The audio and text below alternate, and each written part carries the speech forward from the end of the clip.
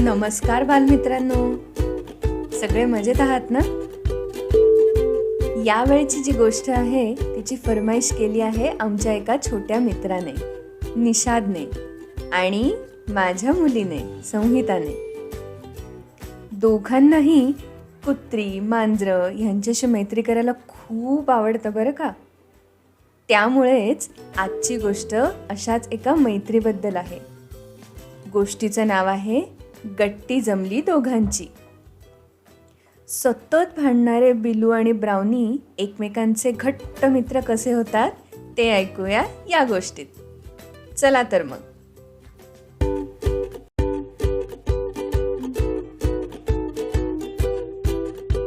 छोट्या तन्वीला प्राण्यांविषयी खूप प्रेम वाटायचं. सारखी आईबाबांच्या मागे लागायची.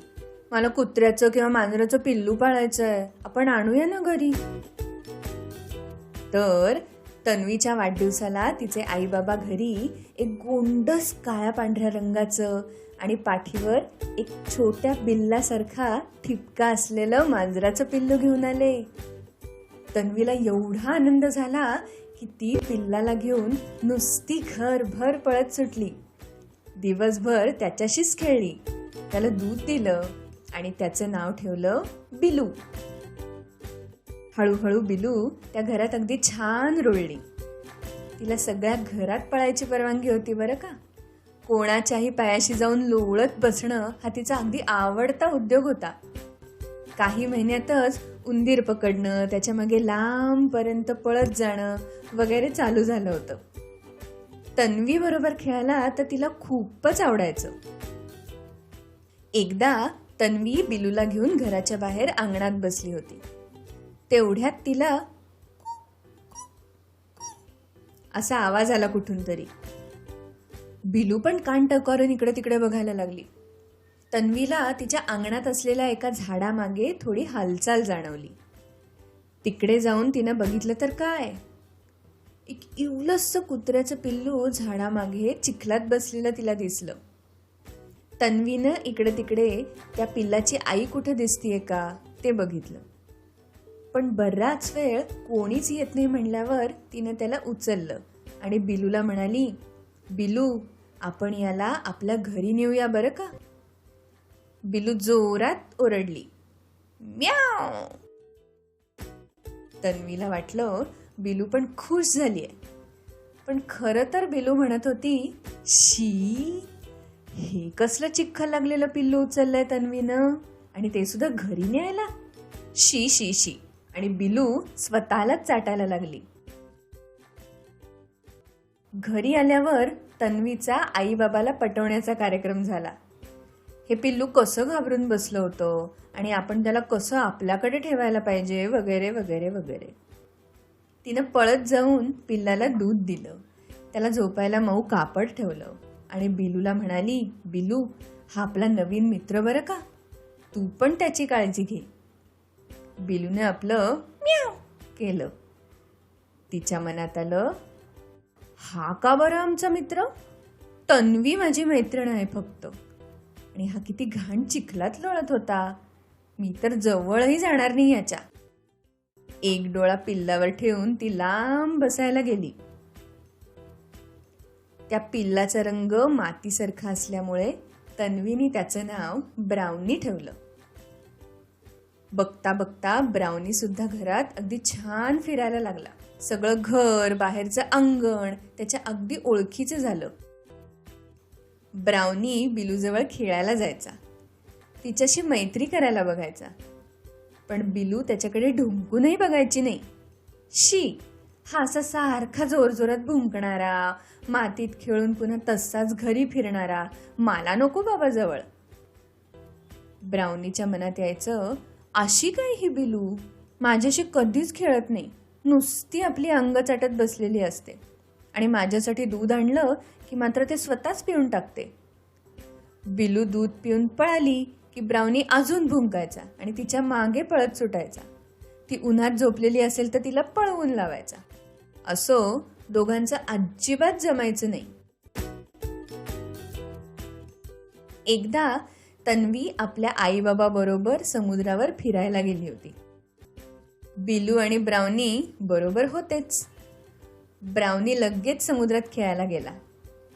तन्वी पण त्याच्या मागोमाग गेली. बिलूला काही पाण्यात खेळायला आवडायचं नाही, त्यामुळे ती इकडे तिकडे काय दिसतंय हे बघत आरामात फिरायला गेली. फिरत फिरत समुद्राकाठच्या वाळक्या बांबूच्या घरापाशी गेली आणि तेवढ्यात बिलूला घराच्या एका कोपऱ्यात उंदीर दिसला. झालं, बिलू आणि उंदीर यांचं आपलं घरातून बाहेर, बाहेरून घरात असा खेळ चालू झाला. इतक्यात उंदीर मागच्या झाडीत घुसला आणि दिसेनासा झाला. पण आपली बिलू मात्र त्या काटेरी झुडपांमध्ये गेल्यावर अडकूनच बसली. त्या झुडपांजवळ थोडी ओली वाळू होती, त्यात तिचा पाय अडकून बसला. बाजूला छोटी काटेरी झाडं, त्यामुळे तिला काही केलं निघताच येईना. ती बिचारी म्याव म्याव करून जोरात ओरडायला लागली. जरा जरी हल्ली तरी काटे टोचत होते बिचारीला. काय करावं काही कळतच नव्हतं तिला. इकडे ब्राउनीचं मस्त खेळून झालं. तो तन्वी आणि आई बाबा बसले होते तिथे आला. त्यांनी बघितलं की सगळे काळजीत आहेत आणि बिलू कुठे सापडत नाहीये. ब्राउनी लगेच शोधायला निघाला. मनात म्हणाला, ही बिलू म्हणजे ना उंदीर दिसला असेल आणि गेली असेल मागे. ब्राउनी वास घेत घेत जायला निघाला.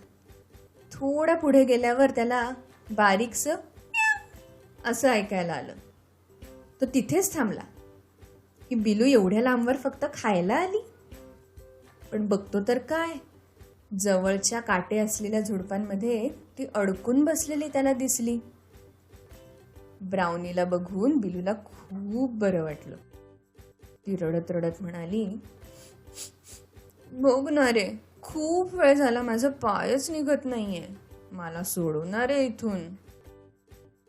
ब्राउनी लगेच पुढे झाला. त्याच्या दातांनी तिला काट्यातून सोडवायचा त्यांनी खूप प्रयत्न केला, पण काही केला त्यालाही जमेना. काय करावं बरं असा विचार करून तो मागे फिरला आणि धूम पळत सुटला. बिलूला कळलंच नाही, हा असा आपल्याला सोडून गेला तरी कसा. त्याला काय मनातून आनंदच झालेला असणार, मी इथे अडकून बसलीये ना, आता सगळे मला सोडून घरी जाणार. हा विचार करून तिला खूप वाईट वाटलं. एवढंच तोंड करून गुपचूप बसून राहिली आपली बिलू. तेवढ्यात तिला परत ब्राउनीचाच भुंकल्याचा आवाज आला. Wow wow. ती डोळे मोठे करून झाडीतून बघायला लागली आणि तिला एवढा आनंद झाला, म्याव म्याव असं जोर जोरात ओरडायला लागली ती. ब्राउनी तन्वी आणि तिच्या आई बाबाला घेऊन आला होता बिलूला सोडवायला. मग सगळ्यांनी मिळून सावकाश झुडपं बाजूला सारून बिलूला अगदी अलगद उचलून घेतलं. तिला स्वच्छ केलं, पाणी प्यायला दिलं. तन्वी म्हणाली, बिले, आम्ही इतकं शोधलं तुला, मग हा ब्राउनी भुंकत आला, माझा फ्रॉक धरून ओढायला लागला आणि आम्हाला इथे घेऊन आला. तो नसता तर आम्हाला कळलंच नसतं की तू कुठे गायब झाली असते. आता बिलू ब्राउनीकडे तिरक्या डोळ्यांनी बघायला लागली. तिला खरंच वाटलं नाही की या ब्राउनीमुळे आज आपण सापडलो. तिला वाईट वाटलं, उगीचच आपण रागराग केला या ब्राउनीचा. पण तो मात्र हे सगळं लक्षात न ठेवता आपल्या मदतीला आला. ब्राउनीच्या पण लक्षात आलं की बिलूशी आपण कितीही भांडलो तरी ती नसेल तर करमतच नाही आपल्याला. त्याने बिलूकडे बघितलं आणि तिच्या अंगावर वाळ उडवली. तिला ते आवडत नसूनही ब्राउनीचा राग नाही आला. उलट तिने ब्राउनीला प्रेमाने चाटलं. ब्राउनीही खुश झाला आणि त्या दिवसापासून बिलू आणि ब्राउनीची मस्त गट्टी जमली. काय आवडली का आजची गोष्ट?